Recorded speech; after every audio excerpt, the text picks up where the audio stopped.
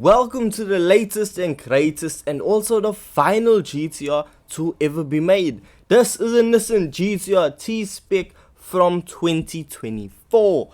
Now, this is an absolutely fantastic vehicle that handles great and is just such a great vehicle standard and can give supercars a run for its money. But let's say you want to take on some hypercars. Well, you can do exactly that with this GTR, because once you fully upgraded like the one on screen right now, you are going to be left with 1057 brake horsepower in a vehicle that only weighs 1214 kgs. Now, the thing is, with the vehicle being fully upgraded and you want to put it up against some vehicles in Gran Turismo 7, well, the cars that you're going to come up against is the McLaren P1 GTR, the Ferrari FXXK, and well, we also saw the Aston Martin Valkyrie. So, you have some very strong competition when it comes to the vehicles you're going to be running up against. So, these are some of the fastest vehicles in the game, so that just goes to show you how fast the Nissan GTR actually is. So, what makes the GTR so fast? Having 1000 horsepower going to all four wheels means that the power can easily be put down to the ground. But with it being all-wheel drive, it comes with a problem, because in Gran Turismo 7, vehicles that are all-wheel drive often have understeer, and the GTR is no exception to that. However, the understeer is not as bad compared to other vehicles. So, the GTR, the minute you get on the straightaway, it lays down its power and you absolutely chug down that straightaway. I mean, look, Kyoto Driving Park straightaway is not the longest straightaway around. And even though it's still a relatively short straightaway, I did 312 kilometers per hour before I need to slam on the brakes to make it around the first corner. Now, with the braking system of the GTR, it has more than enough stopping power to really slow the vehicle down.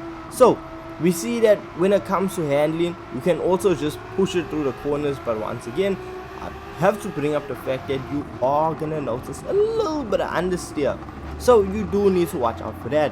But when it comes to setting lap times around Kyoto Driving Park, this vehicle is extremely fast and a vehicle that is just it's impressive to drive, because I saw myself setting a fastest lap of a 1 minute 32 second lap around the circuit. Now, in the grand scheme of things, I always say a vehicle that sets a lap time faster than a 1 minute 35 is a competitive vehicle.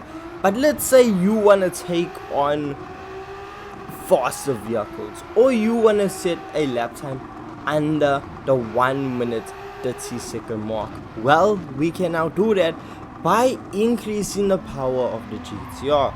And to do that, well, we got an engine swap in. Now, the engine swap for this vehicle is rather expensive. Like, when I say rather expensive, it is one of the most expensive engine swaps in the game, because we can now engine swap the engine from the Bugatti Chiron. So we can take the W16 quad turbocharged Chiron engine and put it into the GTR for the low price of 1.6 million credits, which is just so expensive. Then we see the fact that the vehicle costs only 200,000 credits. So before upgrading the Chiron engine, you're gonna be in at 1.8 million credits. So we need to see, is it actually worth swapping? So now once we swap the engine in, we can head on over to a tuning shop to fully upgrade it. So, after throwing in some upgrades and really pushing the Bugatti's engine to see how far we can take it, we are left with 1851 brake horsepower in a vehicle that now weighs 1399 kgs. So, a vehicle that's still relatively lightweight but produces a whole lot more power. So, when we take it around Kyoto Driving Park, we can really unleash the beast, which is now the Nissan GTR. And we see, coming down Kyoto Driving Park straight away, I'm doing 350 kilometers per hour before I slam on the brakes, which is just absolutely absurd. So, This vehicle, in fact, was not the only vehicle to actually receive the Bugatti Chiron engine swap this month in Gran Turismo 7. No, we see that the Audi R8 also received this engine swap as well as the Dodge Demon. And out of the three vehicles, I will say I much prefer the Nissan GTR. Yes, the Demon handled the power, but it wasn't that good in the corners. And the Audi R8, when it came to setting consistent times, I really struggled with that vehicle.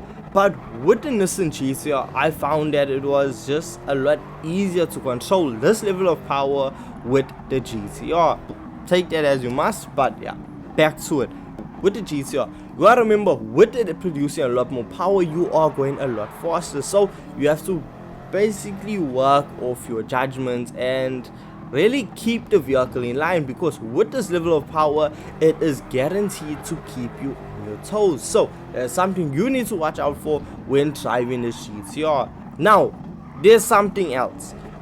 This is not the only R35 GTR that can receive this engine swap, because we see previously the Nissan R35 GTR Nismo could also receive the same engine swap.